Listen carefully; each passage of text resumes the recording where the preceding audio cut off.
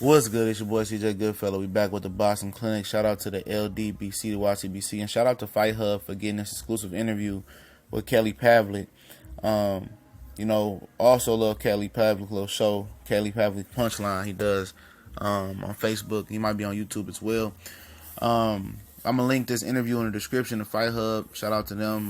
Much love over there. I love that channel. Kelly Pavlik, is only 35 years old. He says, the guy asked him when the last time you got the itch to fight. He said last year when they kept comparing me to Triple G and talking about fantasy fights, and basically it sounded like he wanted to come prove that he can put his foot up some of these guys' butts. You know what I'm saying? And he said he wouldn't, ain't no comeback coming from him unless they offer him $12 million to fight. Then he'll come back and fight. But if the offer ain't $12 million, he ain't coming back. Said he got 2 kids at home, a boy and a girl, 8 and 11, honor roll students. Say he loving life right now. He's invested his money properly since retiring, so he says no need for him to come back. He's a happy camper. He's moved on, and but if there's a $12 million offer there, that's his number. He's putting it out there. If you want to pay Kelly back $12 million to fight, and he here. He's only 35 years old. I didn't even know he was that young. He retired very, very young. And him and Golovkin, maybe he wanted to prove a point. Maybe he was like, man, these guys are talking crazy. Because he's in one of the boxing groups and he chops it up with us all the time on Facebook. And it's probably the group we talking about. He's probably talking crazy. Oh, Golovkin will kill him or something like that. And Kelly Pavlik probably wanted to prove a point that he can handle Triple G.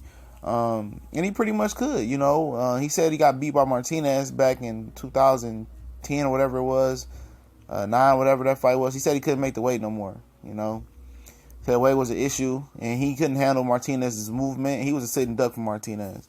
He moved up to 68. He lost to Bernard before that, came back down, I think, versus Martinez, they said. Then went back up and fought some subpar competition. Was he supposed to fight Paul Williams or something like that at one point in time, I think? Or he was supposed to fight, Andre Ward too. He was linked to a lot of names at the point in time. But it didn't work out for him. He chose to retire. I remember he had a drinking problem. He had a lot going on. He had to slow his life down and get it together. And sound like he did, man. Sound like he's a happy camper. But him and Triple G would have been a good fight, for sure. Pavlik was a tough guy. He ain't never been knocked out, I don't believe. And at 168, it would have been a good fight.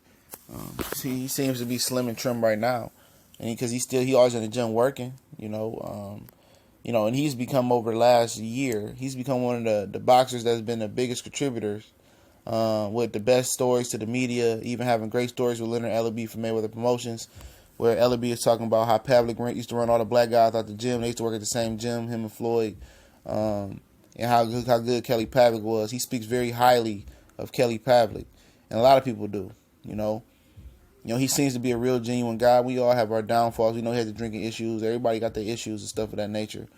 But yeah, it kind of itches at you when, you retire, you sitting at home and people put you in fantasy matchups and, they saying this guy can whoop you and you in your head like, man, I can whoop his ass right now.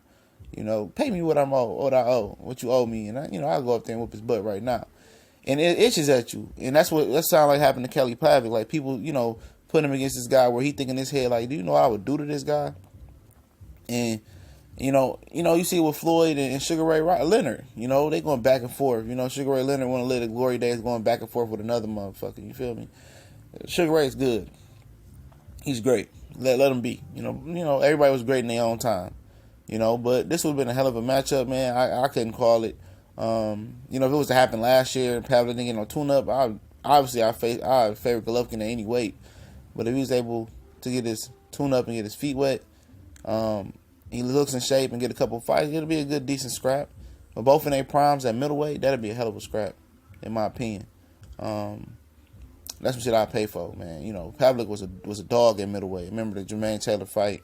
Got knocked down, got back up, and knocked out Jermaine Taylor. Him and Golovkin would have been savage. It would have been a savage fight. Pavlik had a lot of skills. Golovkin got a lot of skills. Let me know who y'all think will win. Golovkin or Pavlik. Let's just say Pavlik was at his best at 160. I don't do fantasy matchups too much no more. But let me know what y'all think. I appreciate everybody rocking with us in the New Year's, all the new subscribers over the last few weeks. Appreciate it. Keep sharing, showing love.